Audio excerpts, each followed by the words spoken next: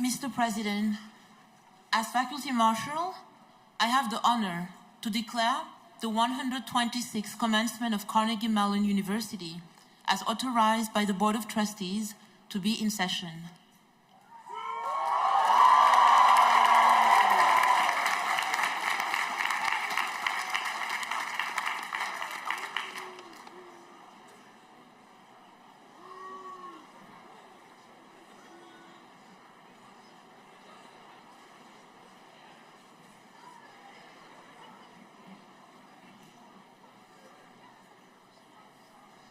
Please rise if you are able for the singing of our national anthem by Solomon Onuku, who is graduating today with his Bachelor of Fine Arts degree in vocal performance. Oh, say, can you see by the dawn's early light what so proudly we hailed at the twilight's last gleaming, whose broad stripes and bright stars through the perilous fight, oh, the ramparts we watched were so gallantly streaming, and the rockets break the bombs bursting in air gave proof through the night that our flag was still there. Oh, say thus that star-spangled banner yet wave. For the land of the free and the home of the brave.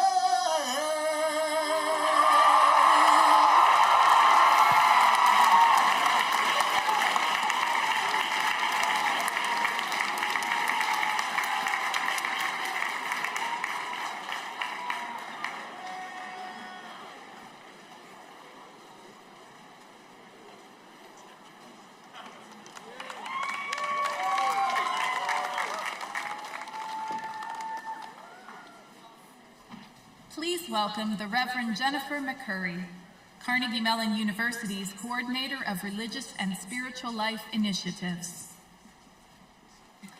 Please be seated.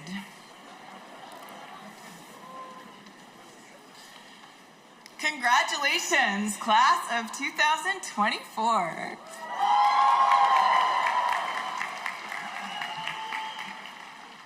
It is a joy to gather with you and your beloved supporters, near and far, to celebrate your accomplishments. On days like Commencement, we often think with gratitude of the individuals who have formed and supported us emotionally and vocationally and financially. As a part of the institution of Carnegie Mellon University, we also would not be here without countless people from previous generations. We are indebted to the Wazaze or Osage people, the Shawandes Tula, and the Monongahela peoples, some of the First Nation stewards of this land. Since then, others have helped care for this region and city, whose stories entwine both disappointment and delight. They have been homesteaders and industrialists, politicians and university presidents, enslaved persons, abolitionists, and suffragists. The Dakota tribe has a saying, "We will be known forever by the tracks we leave." Our lives are possible because of the generations of our forebears who showed vision, fortitude, and dedication to their community. As graduates of CMU, you leave behind tracks from your time here. Some of them recall challenging seasons, when you or others were not at their best and the struggle seemed too much to bear, when the lesson was painful to learn or the future too hard to see. Emerging from these difficult times, you leave tracks of healing, growth, and resilience, all strengths that you bring with you wherever you go. You also leave behind a legacy of life-giving relationships with peers, professors, and staff members, and gifts that you have both shared and received through your college and the wider university. You leave a witness of your diligence in learning hard things, your creativity that made others wonder, and your leadership and advocacy when the time was right. Like students for over a century before us, you have helped make CMU a community, and hopefully you have helped make it better with excellence and generosity, vision and innovation, collaboration and reconciliation. Students who follow you may not know your name, but on the legacy that you have helped leave, they will learn to build their education and hopes and lives in this place. On this marvelous day, as your path leads to new places, I give thanks for the rich legacy of the tracks that you have left behind.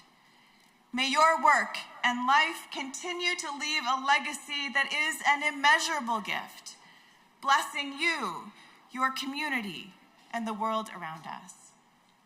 Thank you.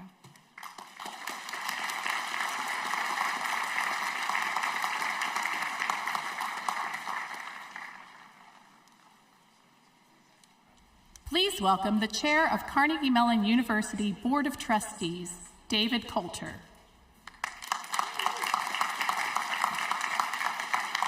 Good morning, everyone. On behalf of the Board of Trustees, welcome to the 126th commencement of Carnegie Mellon University. My name is David Coulter, and it is my really great honor to serve as the university's board chair. Commencement is one of the most special days each year at Carnegie Mellon. Today, we're thrilled to celebrate the extraordinary graduates of the class of 2024.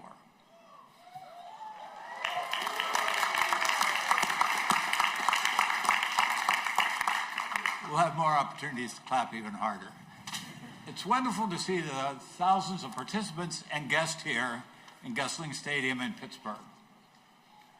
And there are many more tuning in via streaming. I want to send a special greeting to the students, faculty, and loved ones from Carnegie Mellon's other locations around the world, including Qatar, Rwanda, and Silicon Valley.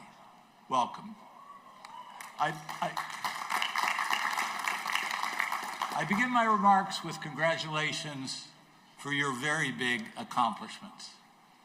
You've completed your degree, which may prove to be one of the most consequential foundations of your life and career moving forward. It certainly was for me. This degree demonstrates that you've accumulated deep knowledge within your field, or perhaps fields. But it represents so much more. Days and nights of hard work, ingenuity, creativity, failure, recovery, discovery, and dedication. With your graduation today, you join an elite community of Tartans. As alumni, we have a common bond through our CMU degrees and through the shared experiences of being a Tartan. As Tartans, you're equipped to make a positive impact in our society and in our world. That's no exaggeration. As you begin the next chapter of your life, whether that is employment, further education, service, or whatever path you choose, you carry with you all that you have developed here. Expertise in your field of study, valuable skills to foster collaborations and create relationships with people whose experience and backgrounds are different than your own, and a broadened worldview that allows you to be open to new perspectives of others but also of yourself. Today, we celebrate you and all you have achieved at Carnegie Mellon.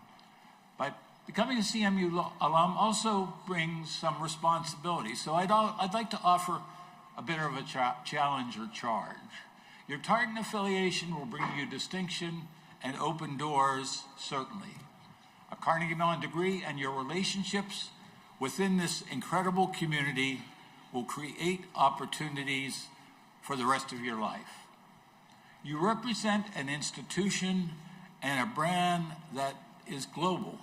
It is extraordinarily global today. So you have, for these years as a student, I hope you continue your university's founding principle of always doing the work that matters. We're very proud of you. On behalf of the Board of Trustees, congratulations. Now let's have a real round of applause.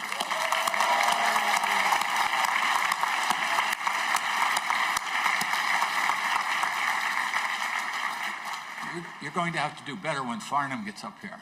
I want to offer our congratulations as well to the many friends and family members, mentors, faculty, coaches, staff, and others who have helped our class of 2024 graduates succeed. I know all of our students would agree that they couldn't have done it without you. Please join me in thanking your many supporters.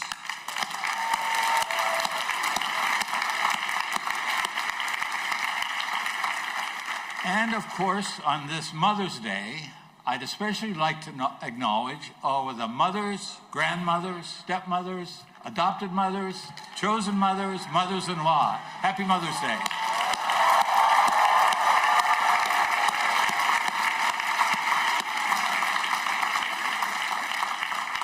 As trustees, it is our job to uphold the university's values and to support CMU in advancing its mission to make a transformative impact on society through education, research, creativity, and entrepreneurship. Several trustees have joined us on the platform this morning, and I ask them to rise.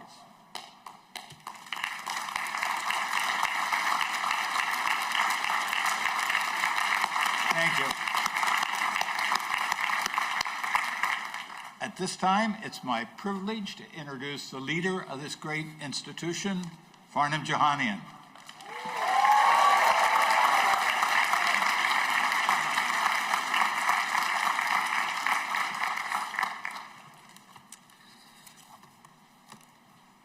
Thank you very much, David, and thank you for everything that you do for Carnegie Mellon. Will you stand to be recognized once again, David? Thank you for all that you do.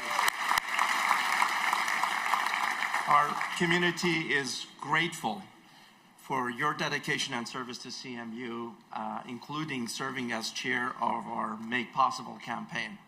Good morning, everyone.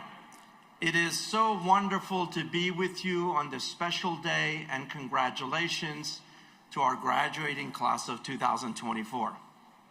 I got a question for you, our graduates.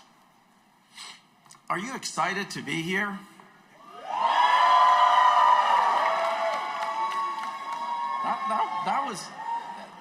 That was pretty good, but okay, I'm going to try this one more time. Graduates, are you excited to be here?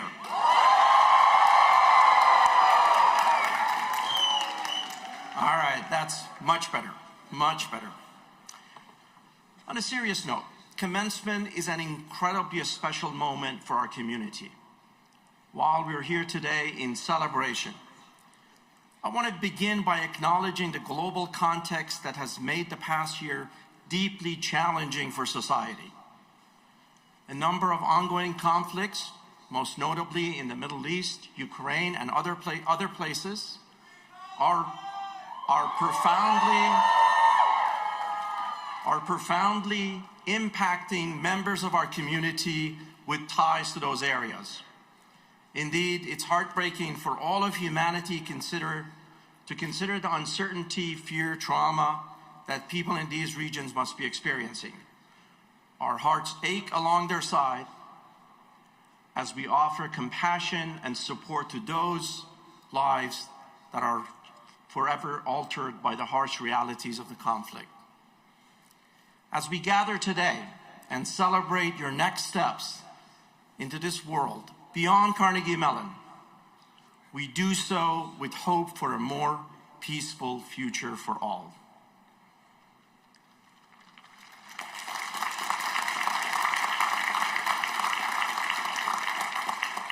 Today, I'm incredibly grateful for this opportunity to gather as a community for our 126th commencement. To our graduating students, it's been a thrill to watch you grow and develop into the incredible scholars you're now. And it's an absolute joy to honor your achievements today. I would like to extend a warm welcome to your family members and loved ones who share in your accomplishments. I would especially like to echo David Coulter's warm wishes to all the mothers joining us. Thank you for being here, and happy Mother's Day.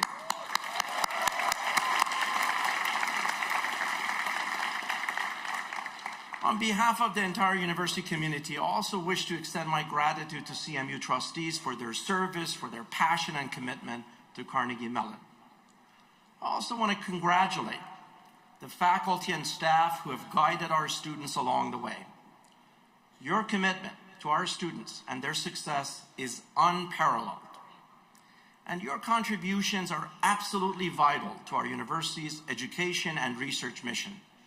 At this time, I invite faculty and staff in attendance today to please stand if you're able to be recognized. Our faculty and our staff, please stand, including the ones on the stage.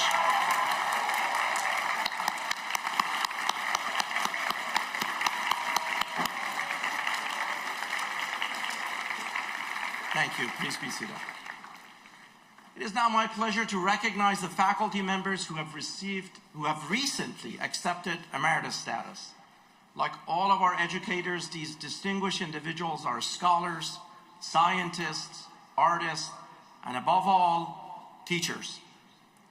They have enriched our university by supporting and guiding our students and by realizing a record of exceptional scholarship.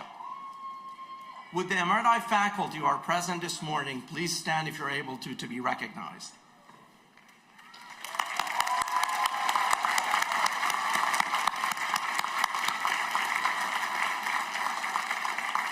Thank you. Please be seated. Next, I would like to acknowledge the faculty members who have been newly honored with the title of University Professor. Being appointed a University Professor is one of the highest distinctions that a university faculty members can receive. Receiving this rank confers both honor and obligation onto its recipients, and denotes a legacy of exceptional contributions to education, artistic creativity, and/or research. Would the university professors who are present this morning please stand if you're able to be recognized.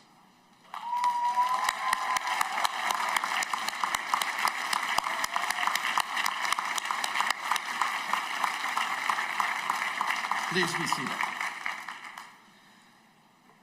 Next, it's my pleasure to introduce our next speaker, Britt McCandless-Farmer, President of our Alumni Association Board and a 2008 graduate for the Dietrich College.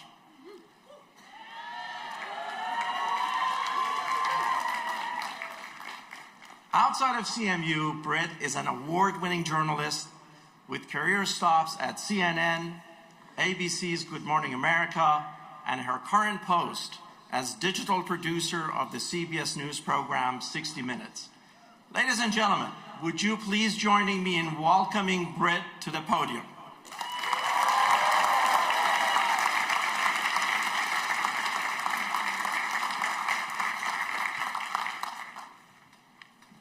Hello, class of 2024.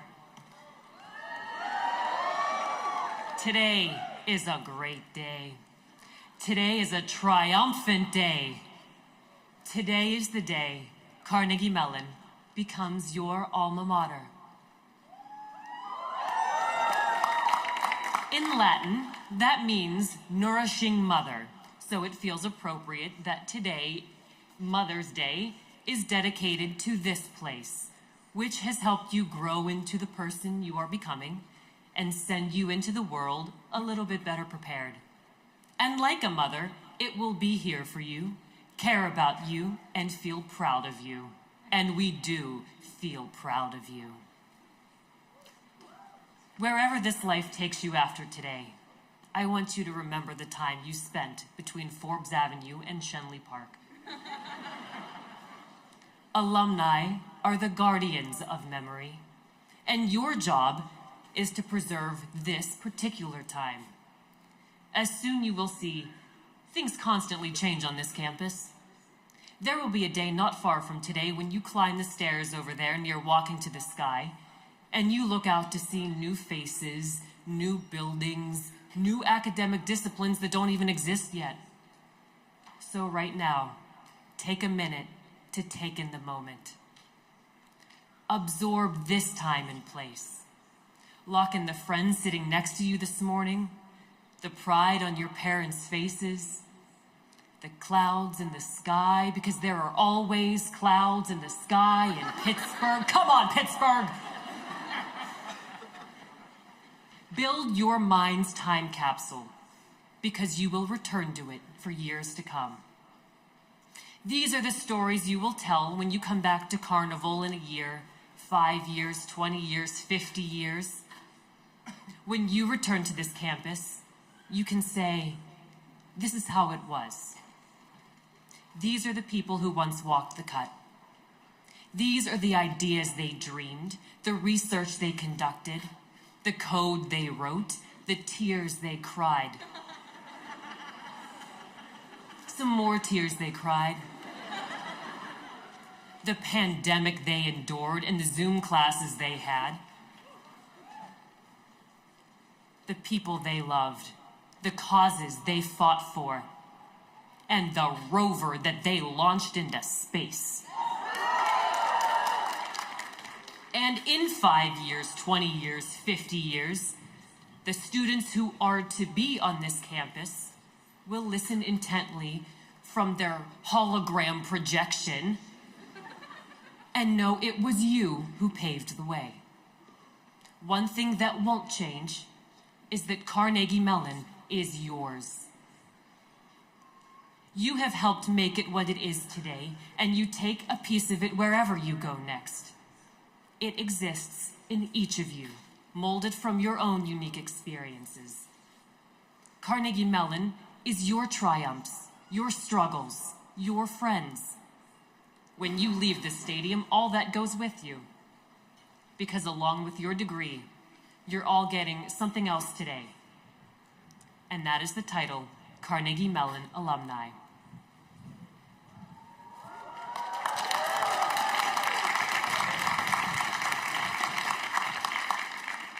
Today you join a family of more than 130,000 of your fellow alumni. We are artists, dreamers, creators, entrepreneurs, leaders, friends, colleagues, nerds.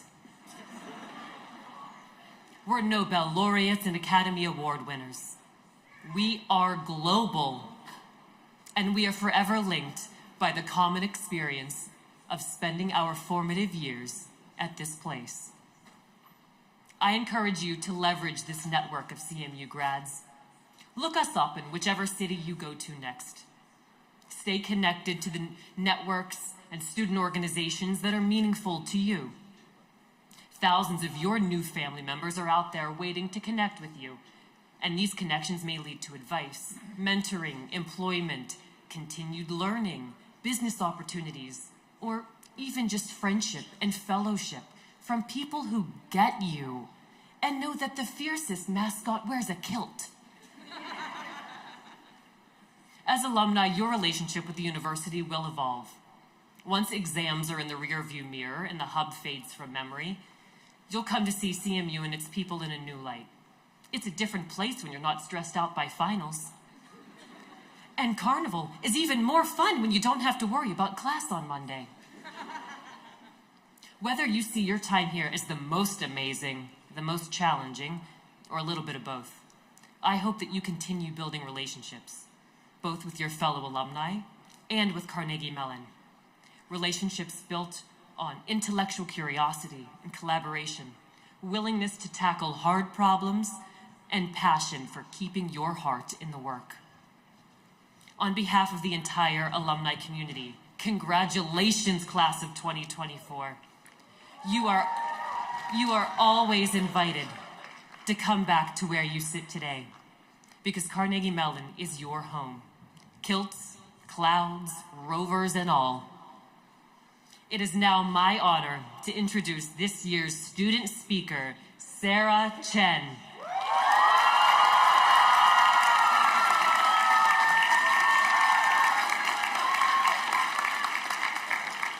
This crowd knows what's up. Sarah is graduating today with her Bachelor of Science degree with University Honors in Computer Science.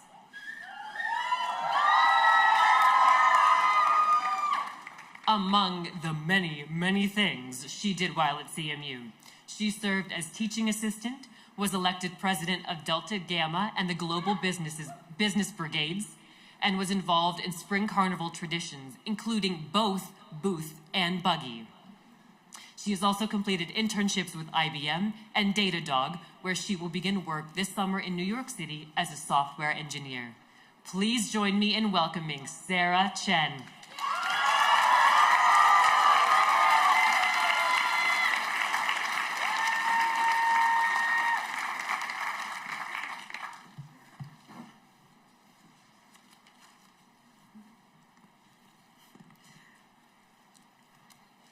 Thank you, Britt. And good afternoon to our faculty and staff, to our family and friends, to our distinguished guests, and, of course, to our 2024 Carnegie Mellon graduates. It is an honor and a privilege to be standing here with you to speak on behalf of so many remarkable individuals. Each of us here today is about to embark on the most exciting and confusing and momentous journey thus far. How did we even get here? Let's take a second to think back to our younger selves. Like many of you, I remember lying in bed as a 13, 14-year-old middle schooler, wondering if I would ever find a real friend, if anyone would ever understand me, if I would ever even understand myself. Fast forward a few years, and maybe that turmoil instead turned into, what do I want to do with my life? What would that younger version of yourself think of you now? I know that if our past selves could see where we are now, they would be in awe of the community that we found and the individuals that we've grown into at CMU. How did we get here? Through one decision or lack thereof after another, we kept going, one step at a time. For all of us, those steps eventually led to Carnegie Mellon University. Due to a well-timed global pandemic, our past few years have been unlike any others. Not only did we face classic challenges, such as finding our people in the midst of strange new faces, but also recovering from an airborne pandemic was probably one of the worst times to try to make new friends.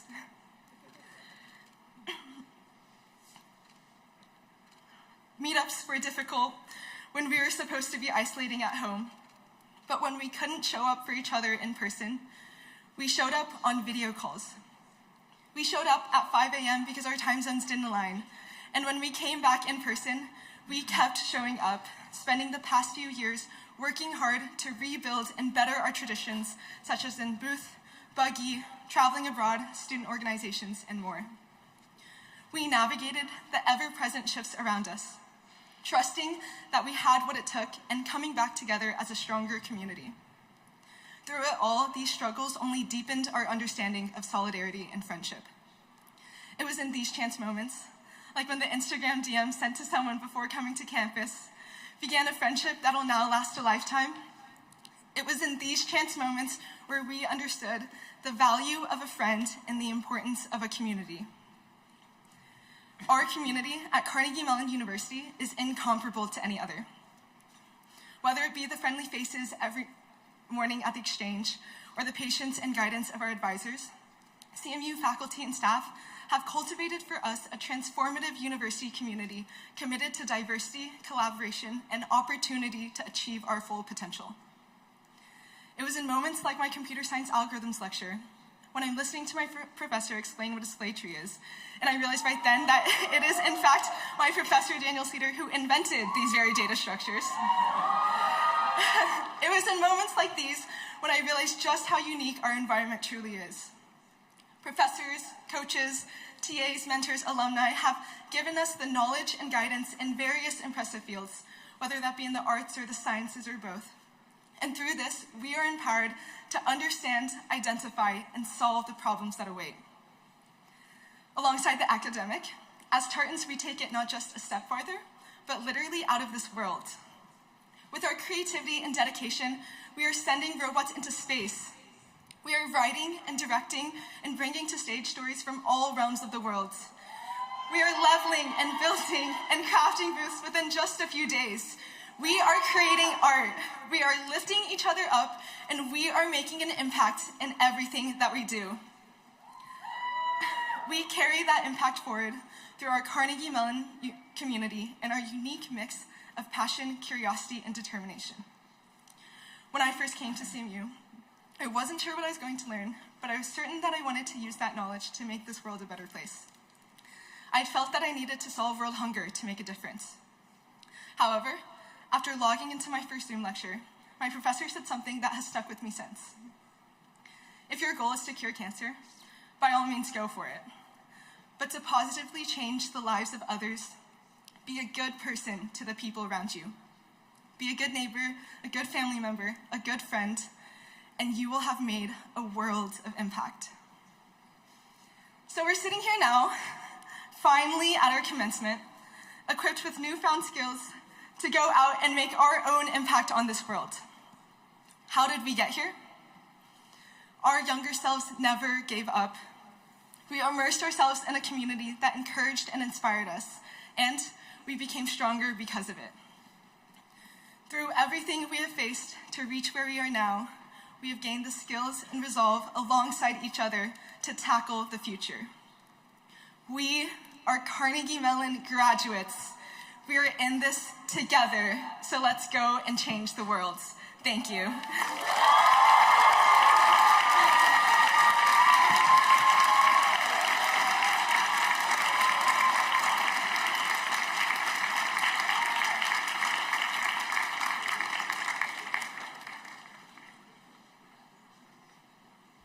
Please welcome Carnegie Mellon's Provost and Chief Academic Officer, James Garrett. Good morning. Before I begin the next section of our program, I want to acknowledge our amazing student speaker. Thank you for those inspiring words, Sarah, and best wishes for your continued success. Please join me once again in congratulating Sarah.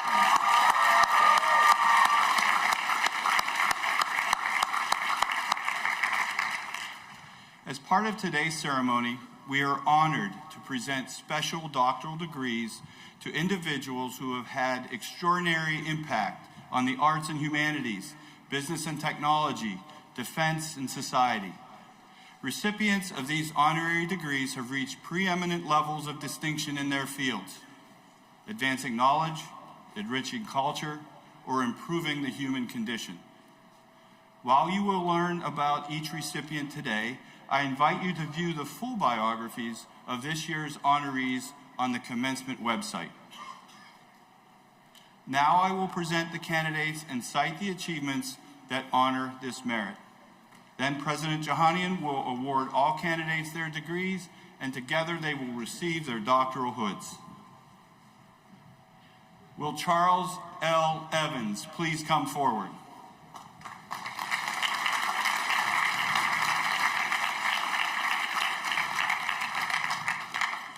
Charles L. Evans, you are an economic policy visionary and dedicated public servant. Following your graduation with degrees in economics from the University of Virginia and Carnegie Mellon University's Tepper School of Business, you embarked on a career defined by your expertise, insight, and keen analysis of financial issues that affect people, businesses, industries, and economies across the globe.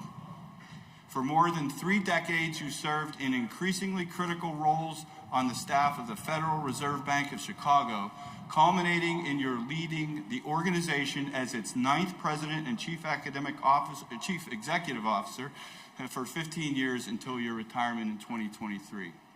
As an accomplished researcher of the effects of monetary policy on economic activity, inflation, and financial market prices, your contributions to dynamic modeling have become the foundations for central bank models assessing policy effectiveness across the planet.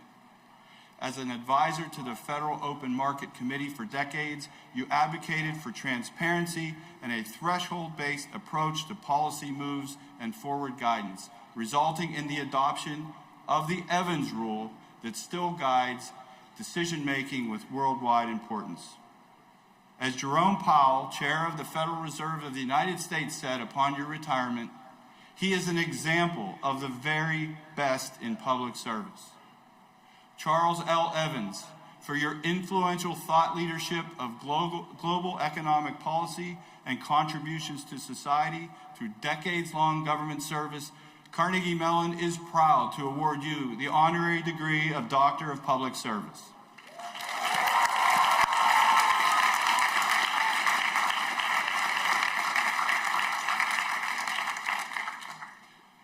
Will Renee Elise Goldsberry please come forward?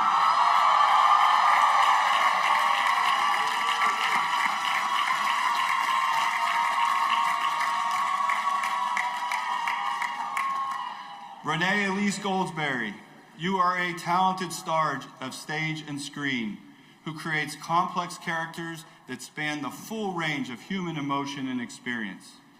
After graduating from Carnegie Mellon University's School of Drama, you made your Broadway debut as Nala in the beloved musical The Lion King. You later originated the roles of Nettie in the stage version of The Color Purple and Kate in Good People. You were the final Broadway performer of the role of Mimi Marquez in Rent, which was immortalized on film. And beginning with the 2014 workshop through Off-Broadway and ultimately Broadway, you originated the role of Angelica Schuyler in the groundbreaking Hamilton.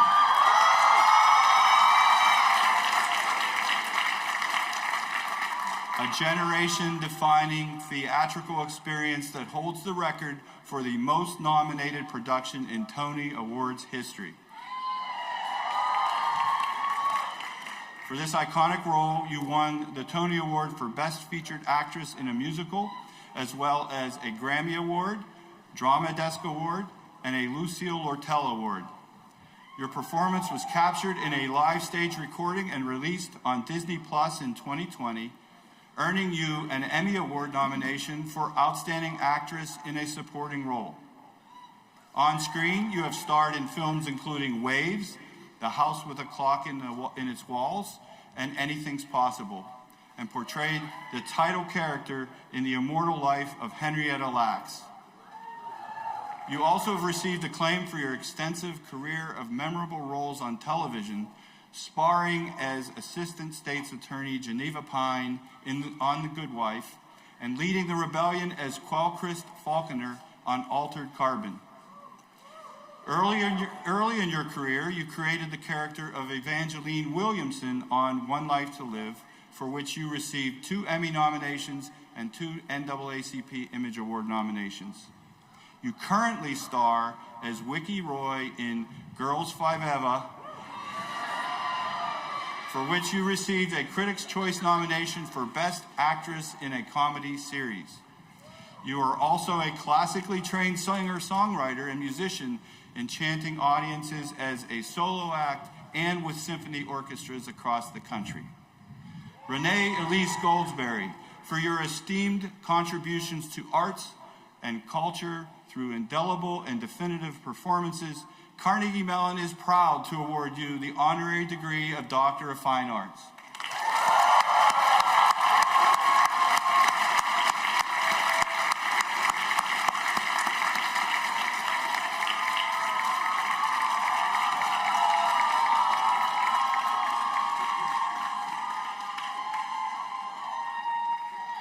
Will Rita Roy please come forward?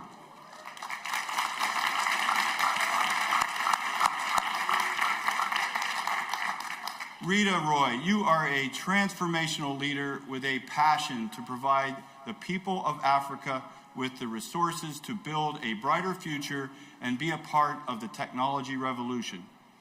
You began your career at the United Nations before moving to the private sector, where you worked at Bristol Myers Squibb and Abbott Laboratories, focusing on global healthcare and policy initiatives. Since 2008, you have served as the president and CEO of the MasterCard Foundation, where you have strategically grown the organization from a 4-person startup into one of the largest private foundations in the world, creating global impact for the most vulnerable populations with a particular focus on Africa. To date, the foundation has committed $11 billion to improve the lives of millions of people on the continent. Under the leadership of the MasterCard Foundation, launched the Young Africa Work Strategy with the goal of empowering 30 million African youth to access dignified and fulfilling work by the year 2030 through improved education and vocational training, technology, and expanding access to affordable financial services to drive business growth and increase youth employment. During the COVID-19 pandemic, you deftly pivoted to create the $1.5 billion Saving Lives and Livelihoods partnership with the Africa Centers for Disease Control and Prevention, which supported the vaccination of over 50% of the target population and has been hailed as a model to address inequities in vaccine delivery and healthcare.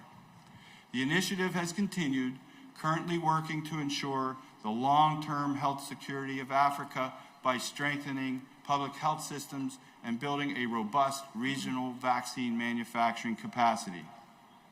Here at Carnegie Mellon, you have championed an invaluable partnership for nearly a decade, beginning with a project that has supported 125 master's degree students at CMU Africa through the MasterCard Foundation Scholars Program.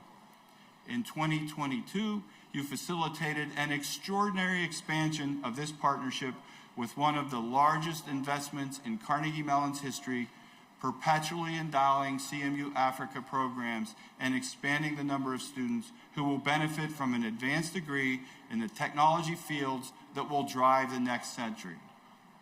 In addition, the partnership has created a center that will strengthen the continent's research, entrepreneurship, and innovation ecosystem. Rita Roy, for your visionary leadership to create educational and economic opportunities for families, communities, and generations of people across the continent of Africa, Carnegie Mellon is proud to award you the honorary degree of Doctor of Humane Letters.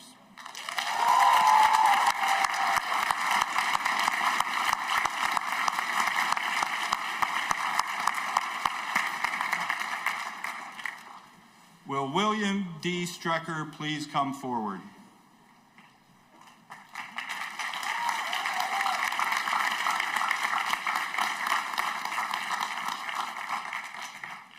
William D. Strecker, you are a pioneer in the field of computer architecture and electrical engineering. Following your graduation from Carnegie Mellon University's College of Engineering with bachelor's, master's, and doctoral degrees, you began your career at the venerable RCA Research Laboratories before joining Digital Equipment Corporation. At DEC, you worked for almost 3 decades. You were the chief architect of the VAX computer, a line of user-friendly mini computers that were among the most successful of their time. Ultimately, becoming the company's senior vice president of corporate strategy, you earned 16 patents for your innovative engineering designs and contributions to technologies, including local area networks, high-performance interconnects, caches, and memory hierarchies. Later in your career, you served in senior roles at Compaq Computer Corporation, Flagship Ventures, and finally In-Q-Tel, where you worked with startups to bring cutting-edge technology to government partners. Throughout your career, you have received numerous honors. You were a lifetime member of the Institute of Electrical and Electronics Engineers, and in 1985 were honored with the organization's W. Wallace McDowell Award, given for the highest level of technical accomplishment and achievement. You have also been elected to the National Academy of Engineering and named a Fellow of the Association for Computing Machinery. You also have provided decades of service to CMU through your membership on multiple advisory boards in the College of Engineering and School of Computer Science. With your wife, Nancy, you have made numerous philanthropic commitments to CMU, including establishing an early career professorship in 2013, and in 2020, naming and endowing the deanship of the College of Engineering. These gifts will provide critical resources to the college for generations to come. William D. Strecker, for your lifetime of groundbreaking contributions to computer architecture, design, and engineering, Carnegie Mellon is proud to award you the honorary degree of Doctor of Science in Technology.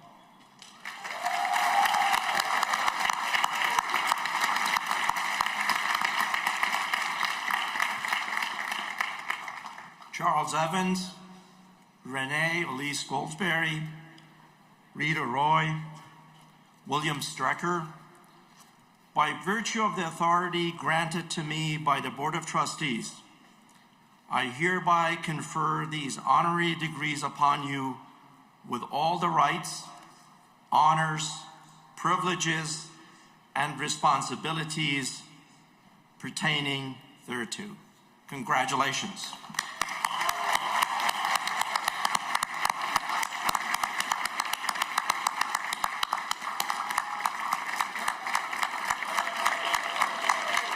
Ladies and gentlemen, our honorary doctorate recipients this year.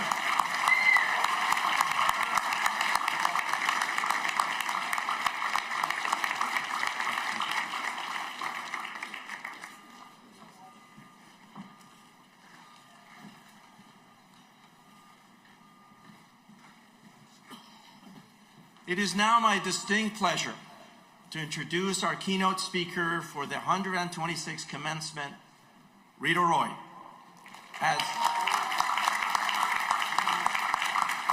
As you heard moments ago, Rita's extraordinary career has been based on the work of uplifting others and leveraging knowledge for good.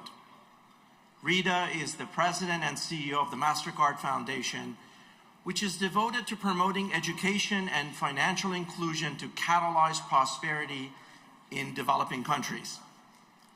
Since taking the helm in 2008, Rita has grown the foundation from a 4-person startup to a high-impact global organization which has invested more than $11 billion and counting in the people and communities of Africa. Today, the MasterCard Foundation is one of the largest foundations in the world. One of the organization's signature initiatives, the MasterCard Foundation Scholars Program, has enabled nearly 45,000 young people in Africa to pursue an advanced education. This program has also served as the genesis of Carnegie Mellon's partnership with the MasterCard Foundation. As you just heard from our provost, our first collaboration back in 2015 sought to expand CMU's programming beyond Rwanda to reach more young students across East Africa. Turns out we make a great team. Our partnership grew in 2022, fueled by a $275 million investment by the MasterCard Foundation in Carnegie Mellon to accelerate opportunities for 10,000 young people in Africa. You can clap.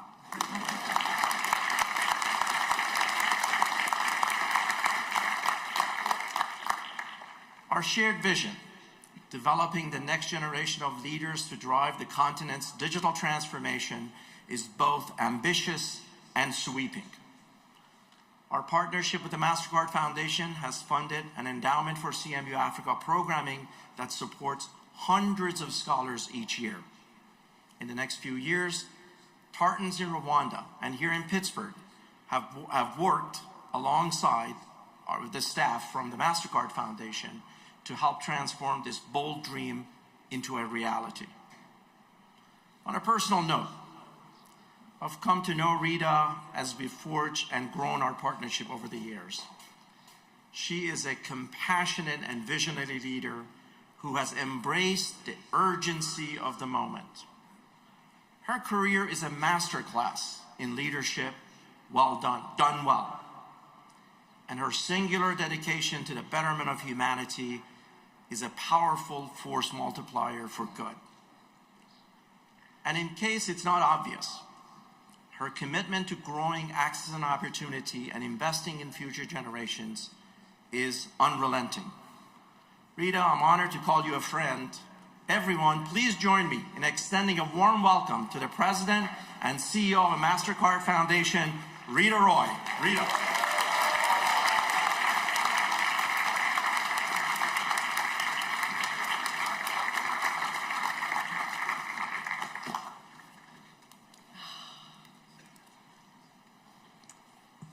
President Jahanian, thank you very much for this great honor.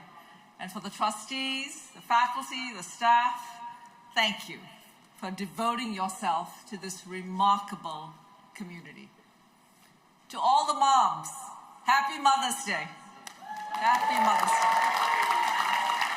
And to all the parents, grandparents, and families of the class of 2024, you are amazing. I take my hat off to you. If not for your support and love, who knows? Now, one thing I do know is that while getting into CMU is an accomplishment, getting out is what really earns the applause. So let me give you a moment to take that applause.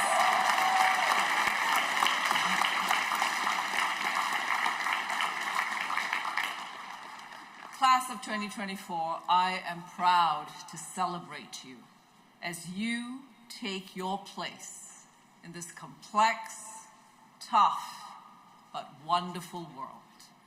It is a world waiting to be renewed by the contributions of talented, innovative, and compassionate people like you.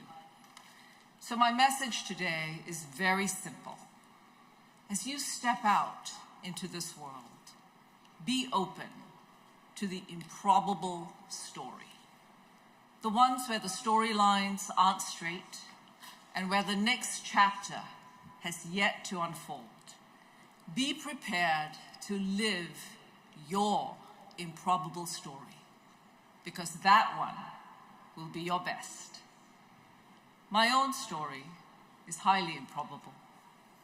As a girl growing up in a small town in Malaysia, if you had told me that one day I would lead a foundation working in Africa, stewarding a multi-billion-dollar endowment, I would have said, no way. And yet as a kid, I had a dream to work at the United Nations. And after graduate school, I landed my first job. That's right, a job at the UN. Everything was going according to plan. My boss was an extraordinary woman, the work, a global classroom. And yet I also learned that the UN, a dream that I'd staked my identity on, was just not the place for me to build my career. I realized that what the UN represented was a life in public service. And to my surprise, I came to my career in public service through the private sector. I applied for a job for which I was eminently unqualified. But the woman who interviewed me took a bet on me. I know you're smart, she said. I know you went to a terrific school. Now, you need to start learning what you don't know. Among the things I did not know was that working at a global healthcare company would turn out to be the best post-graduate school I could ever have asked for. That my corporate career would open up a path into public policy, ethics, philanthropy, and social change. That it would take me to Africa, the continent where I now live, that it would be the best possible preparation for what I do today. All that was highly improbable, but it happened to me. Now you're about to discover your own improbable story. Many of you graduating today have your next move mapped out. You may have a job lined up, or you may be off to graduate school. Some of you are taking some time to work things out, and that's great too. So my message to the planners is this: go ahead, follow your plan, but keep in mind that your life may not go according to plan. So be prepared to change the plan so you can discover who you really are. And to those of you who are still figuring things out, my message is this: you may be closer to the path than you think. As you travel through life, building your career, forming relationships, surviving setbacks and disappointments, you'll be learning about yourself. You'll be creating your own story. You may see your story as a series of labels. Labels are the people stick on you, or the ones that you stick on yourself. And labels aren't bad. They help us make sense of the world. They help us make sense to ourselves. They telegraph to the world what we care about, what we're good at, what we're passionate about, what matters most to us at that point in our lives. And many of the labels you wear today fall into this positive category: engineering graduate, arts and humanities graduate, and perhaps the most important, brightest label of all, CMU graduate.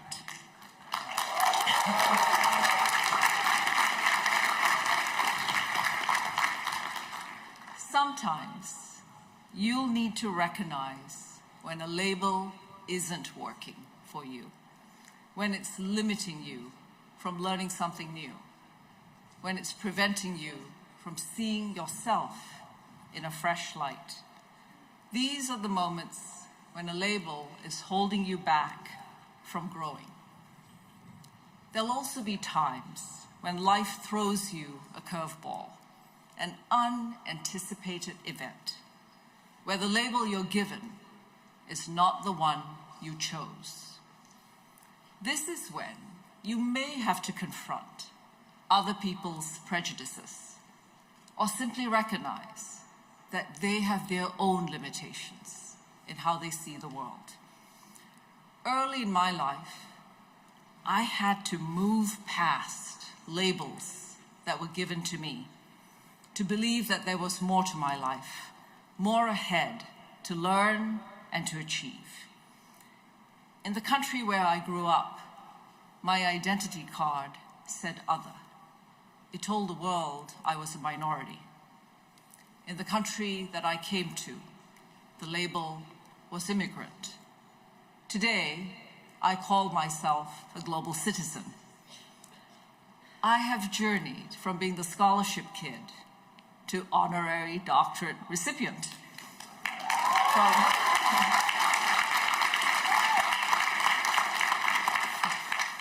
From being the unconventional job candidate to be the leader who looks for unconventional job candidates to join on a mission. By transcending labels, we come to know who we are. And you have a lifetime to work on that, to find and to live your improbable story. Now, every class of graduates enters a world engulfed by change and challenge. This time is no different. We're confronting conflicts and climate change, economic contractions and global inflation, and yet this is also a hopeful time. It is a time of scientific discovery, medical breakthroughs, technological innovations, much of which is coming out of Carnegie Mellon University. We have new cures and new ways to heal our planet and feed everyone. If we only read the headlines, we would think that the survival of our own species is highly improbable. Yet we've survived. We've survived because we've learned to adapt to new threats and to new risk. We've survived because we've banded together as communities. We've learned that collaboration saves lives, just as it did during the pandemic. And we've learned that by being kind and generous with each other, the world becomes a better place. So as I conclude, I'd like to share my last improbable story. It's set in the country where I live, where Carnegie Mellon, Africa, is my neighbor, in the city of Kigali in Rwanda. 30 years ago, no one would ever have believed that Rwanda would recover from an unimaginable horror. Today, this country, which I've come to know, love, and call home, is a country which symbolizes economic progress, hope, and reconciliation. It's a country that banned single-use plastic bags 20 years ago, where 61% of the members of parliament are women, where a new startup can be registered within 24 hours, where an outdated narrative is gradually being shed. And how did Rwanda transcend? Her people came together to believe that they are a people with a future, to believe that there is strength in unity, just as Carnegie Mellon University is uniting the world. Today, we're celebrating Commencement in Pittsburgh. Next week, 7,300 miles away, on the Carnegie Mellon campus in Kigali, your classmates will also be celebrating Commencement. So class of 2024, you are united, not just because you represent more than 90 countries, but because you're going forward together to take your place in this world. You are prepared to lead, to transcend labels, and to live your improbable stories. So I call on you to stick to your values, to see the humanity in our differences, to inspire each other, and in the years to come, to remind each other to put your hearts in the work. In a fractured world, remember that you can create the story of a world that has become more united. And that will be the improbable story. I thank you again for this great honor. I will treasure it always.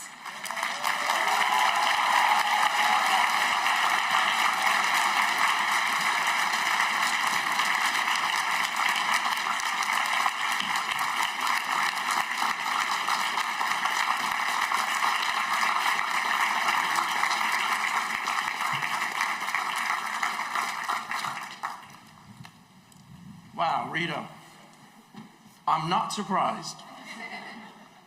Thank you again, Rita, for inspiring our graduates this morning, for inspiring all of us this morning.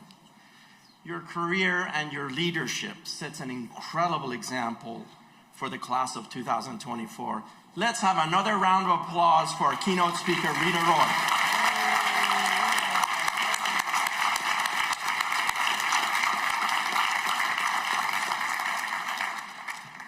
To the class of 2024, each of you has left an indelible mark on this community, and your journey at Carnegie Mellon is unlike any other graduating class before you. Allow me to explain. Many of you began your academic journey during a pandemic. Your first weeks on campus were spent in quarantine. Masks covered the smiles of everyone around campus. Large social gatherings were fraught with risk. It was a disruption that touched every aspect of our lives and every corner of the world. But look at you now. You made it. And you didn't just manage, you adapted. You showed resilience, you persevered. You also learned deeply and daily inside and outside the classroom.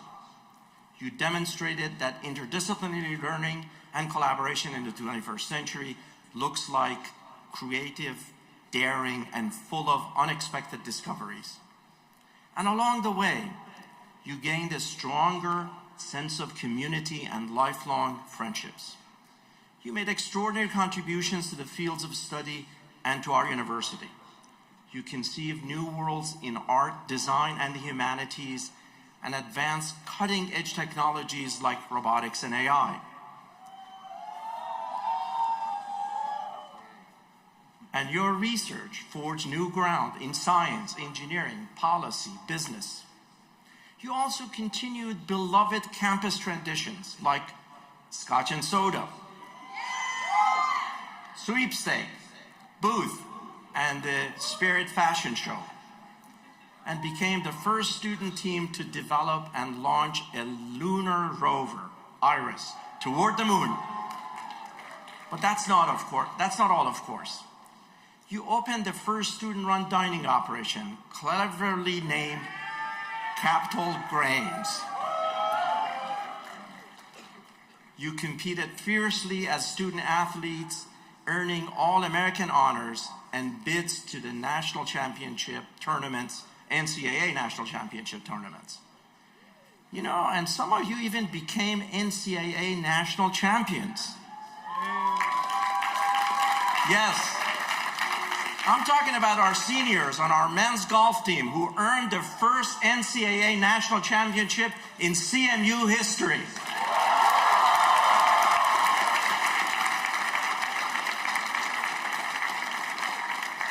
You were role models for your peers, serving as orientation counselor, peer health advocates, RAs, and Tartan ambassadors, and so much more. Now it's time to unleash your energy and skills on the vast opportunities ahead of you. Before we confer your degrees, it's tradition for the president to deliver a charge to graduates. A final set of instructions for how to maximize the power of your newly minted CMU degrees. By the way, I hope you listened carefully to Rita's advice. Do everything she said. My charge includes 3 guiding principles for embracing a philosophy of Professor Simon. First, be relentless in your pursuit of knowledge. Being educated is not about getting a degree and then sitting back. The pursuit of knowledge is a lifelong commitment. Don't be afraid to expand your horizons and embrace adventure. When the landscape shifts beneath you, make the world your classroom, your canvas, your laboratory, and your stage. As a lifelong learner, you will have the opportunity to bring others along with you to your journey. Think about all the people who contributed to your success today, and remember to enrich the lives of others in the same way. Second, it looks like sun's coming out.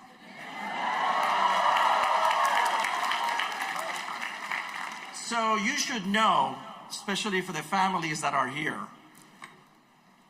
the weather is the responsibility of the provost. And Jim just said, you're welcome. Let's hear it for our provost.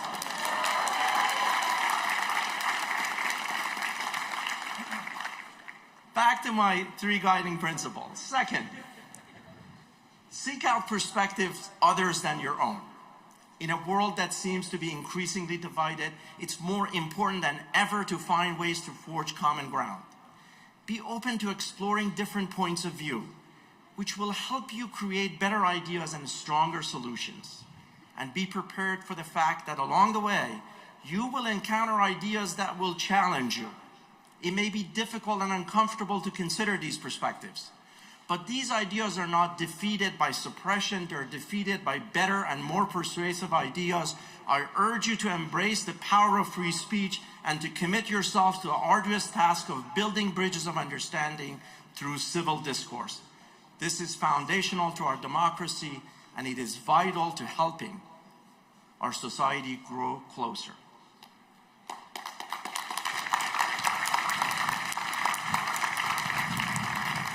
My third and final piece of advice today is along the lines of what Rita shared with you, is to dare to believe that you can change the world, and the world is open to change.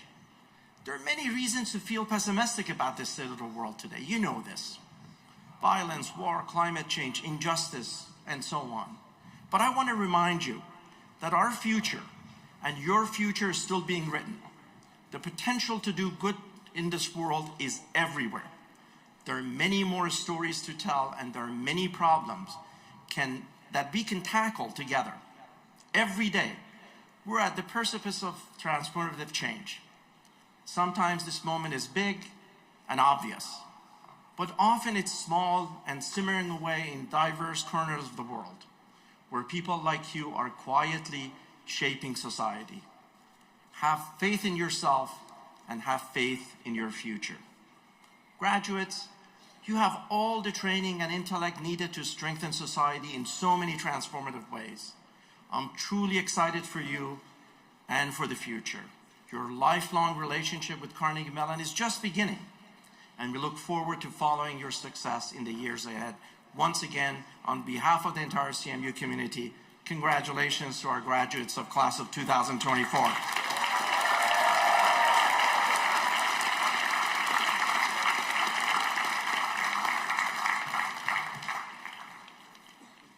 Thank you, President Johanian, for those inspiring and encouraging words. I, too, am so proud of this class of 2024. During your time here, you have persevered and achieved so much, and I have great confidence in each of your futures. I know that you will continue to inspire us with extraordinary accomplishments in everything that you aspire to do.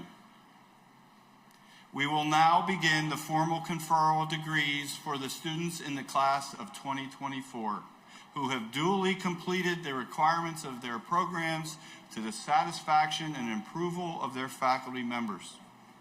The conferral is a special opportunity to understand the incredible breadth and depth of the unique educational environment here at Carnegie Mellon, including our many interdisciplinary pursuits, minors, and areas of expertise that make this institution so distinctive and this graduating class so exceptional. In addition to those graduating here in Pittsburgh, we are pleased today to officially confer bachelor's degrees to students graduating from Carnegie Mellon University in Qatar. These students earned their bachelor's degrees from the Dietrich College of Humanities and Social Sciences, the Mellon College of Science, the School of Computer Science, and the Tepper School of Business. Mike Trick, Dean of the CMU Qatar campus, is with us today. Dean Trick, will you please stand to be recognized?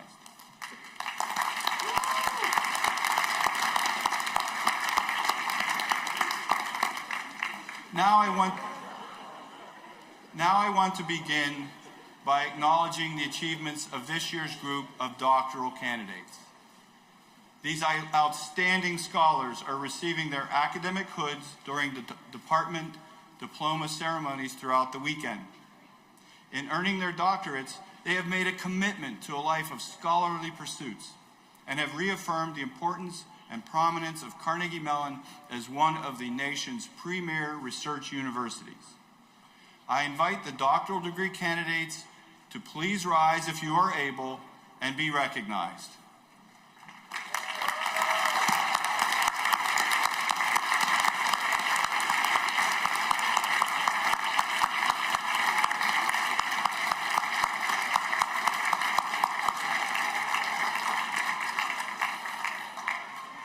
Okay.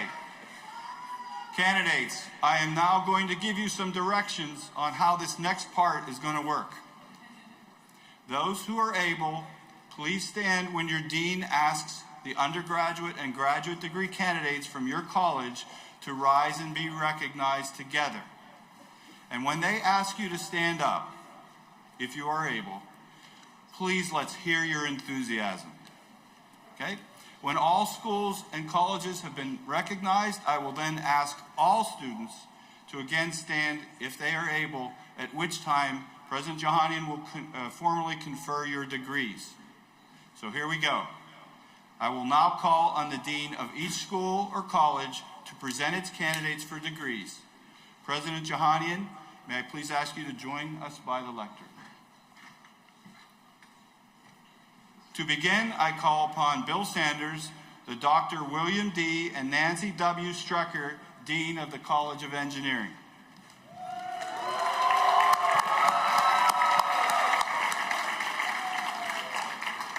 Thank you, Provost Garrett. Will the candidates from the College of Engineering who are able please rise?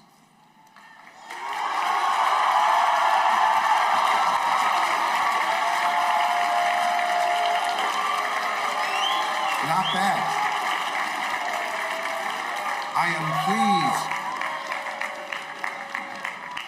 I am pleased to represent the College of Engineering, where we focus on real-world challenges of both scientific and practical importance.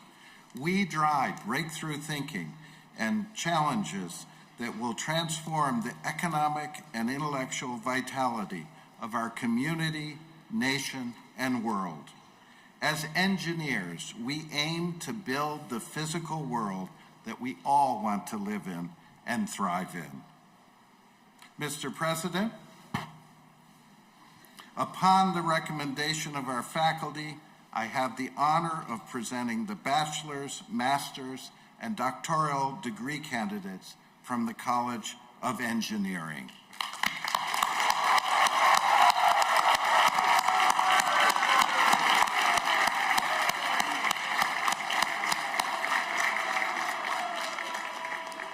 Will the new College of Engineering graduates please be seated? I now call upon Mary Ellen Poole, the Stanley and Marcia Gumberg, Dean of the College of Fine Arts.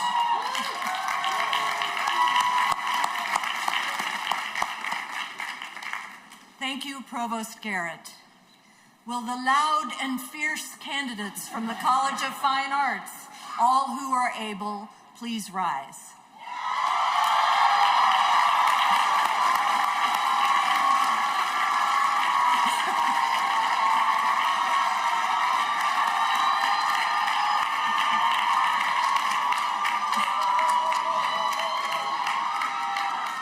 Mr. President, I am pleased to represent the College of Fine Arts and the amazing BXA programs, where we produce the dreamers, the thinkers, the makers, the storytellers and creators who call us to be our best selves and who remind us of our common humanity in a fractured world. Mr. President, upon the recommendation of our faculty, I have the honor of presenting the bachelor's, master's, and doctoral degree candidates from the College of Fine Arts.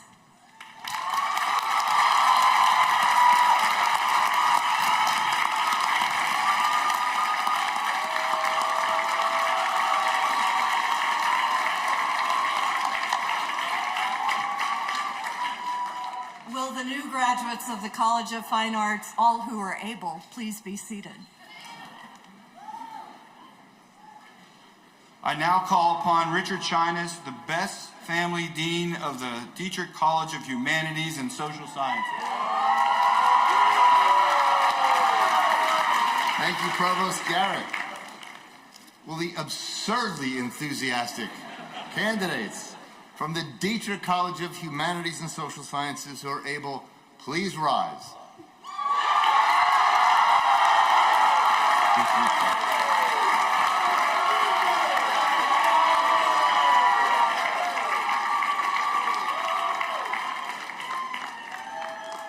I am pleased to represent the Dietrich College of Humanities and Social Sciences, where our work at the intersection of humanity and technology prepares our graduates to fearlessly collaborate across disciplinary boundaries and address society's most complex problems to do the work that matters.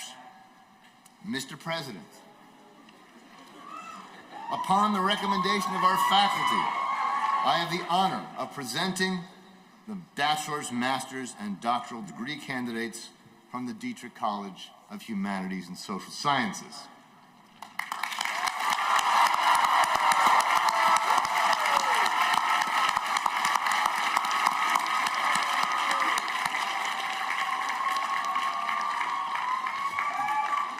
And will the Dietrich College graduates please be seated? I now call upon Ramaya Krishnan, the Dean of the Heinz College of Information Systems and Public Policy.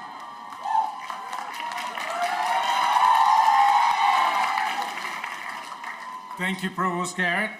Will all the candidates from the Heinz College who are able please rise?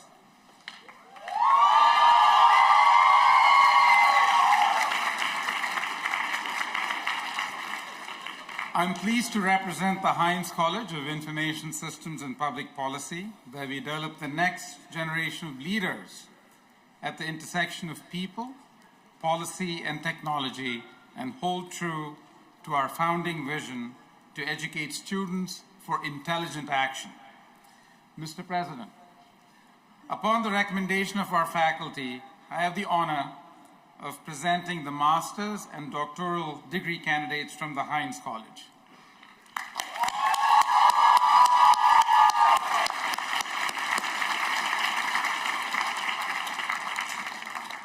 Will the new Heinz College graduates please be seated? I now call upon Curtis Meyer, Interim Dean of the Mellon College of Science.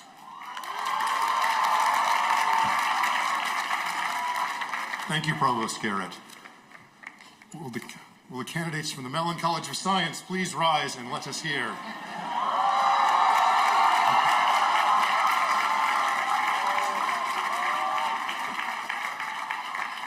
I'm pleased to represent the Mellon College of Science, where we are revolutionizing scientific research and education for the 21st century. 10 Nobel laureates have called the Mellon College of Science home, and our graduates will continue this legacy of groundbreaking scientific discovery that benefits all of humankind. Mr. President. Upon the recommendation of our distinguished faculty, I have the honor of presenting our bachelor's, master's, and doctoral thesis candidates from the Mellon College of Science. Thank you.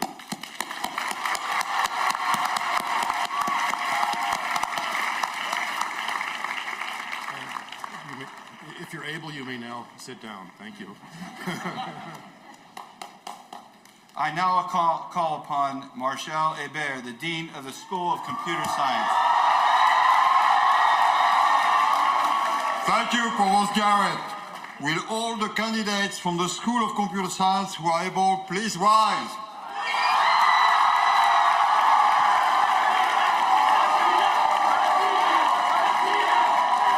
I am pleased to represent the School of Computer Science.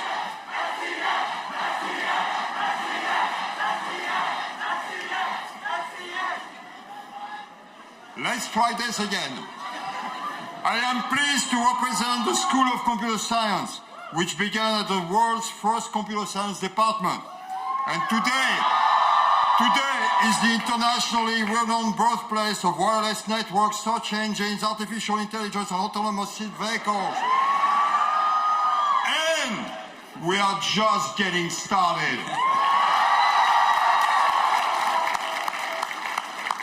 Mr. President, upon the recommendation of our faculty, I have the honor of presenting the bachelor's, master's, and doctoral degree candidates from the School of Computer Science.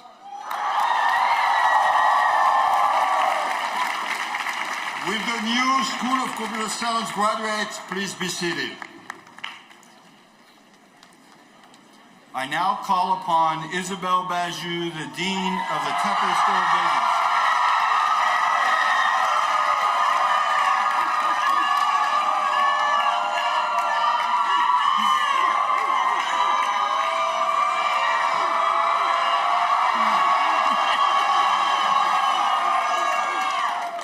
Thank you, Provost Garrett. Will the very loud candidates from the Temple School of Business who are able to do so, please rise.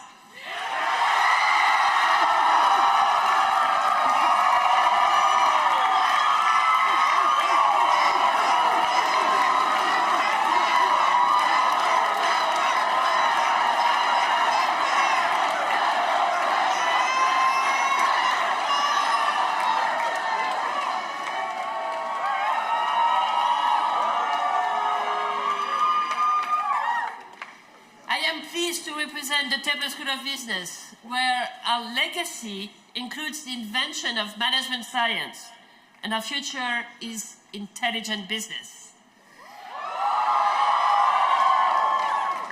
Today, we prepare our graduates to lead as they successfully unlock the intelligent future. Mr. President, upon the recommendation of our faculty, I have the honor of presenting the bachelor's, master's, and doctoral degree candidates from the Temple School of Business.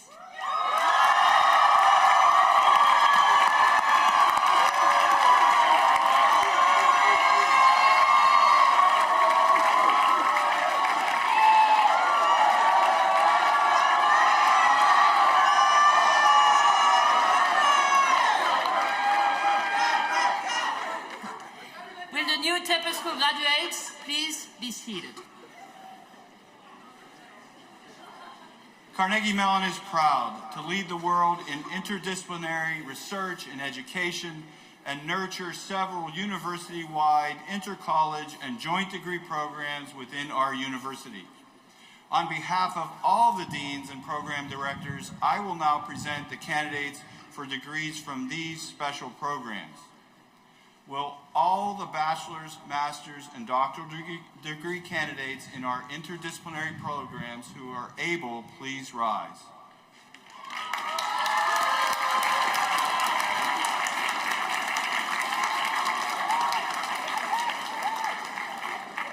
Mr. President, upon the recommendation of our faculty, I have the honor of presenting these candidates from our university-wide inter-college and joint degree programs. Congratulations.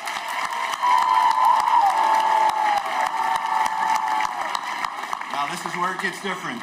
Students, please remain standing if you are able. And I invite all other students from all of CMU's colleges to please stand once again if you are able. And let's hear it.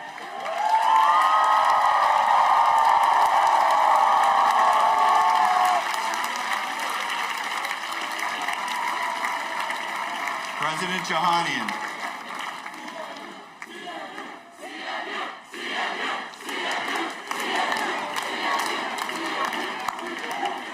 President Jahanian, these candidates from the class of 2024 have successfully completed all of the requirements to receive their degrees. On behalf of the university's faculty, I now ask that their degrees be conferred.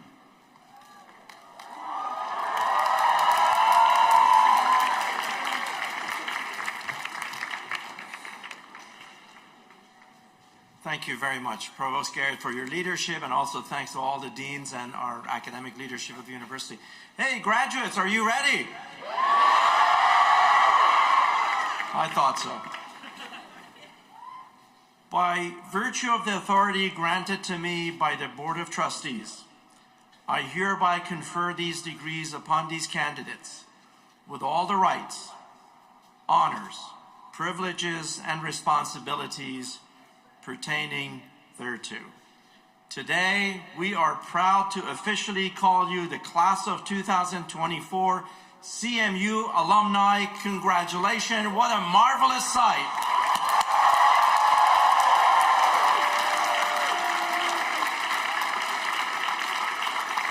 So,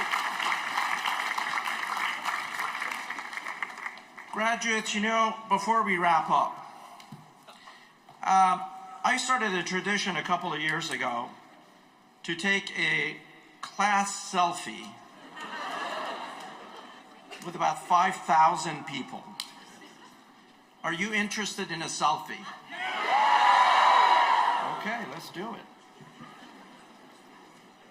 So the way it works is, I'm going to try to do 2 selfies. One, this side of the room, stadium rather, and the other one, the other side. So I know many of you have taken selfies with me over the years, so we're going to try it. Yes, there. Come on, guys. Come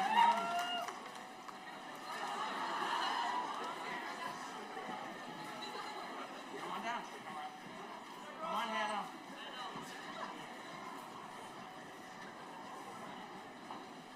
Are you ready?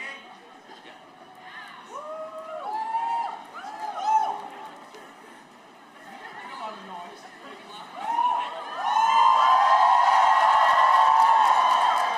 All right, let's see this side.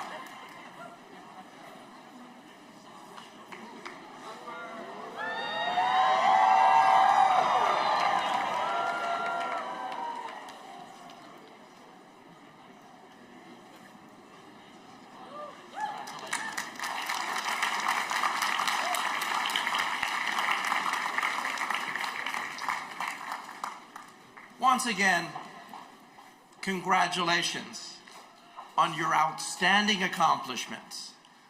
Ladies and gentlemen, let's hear it one more time for our outstanding Tartan graduates. Congratulations, everyone.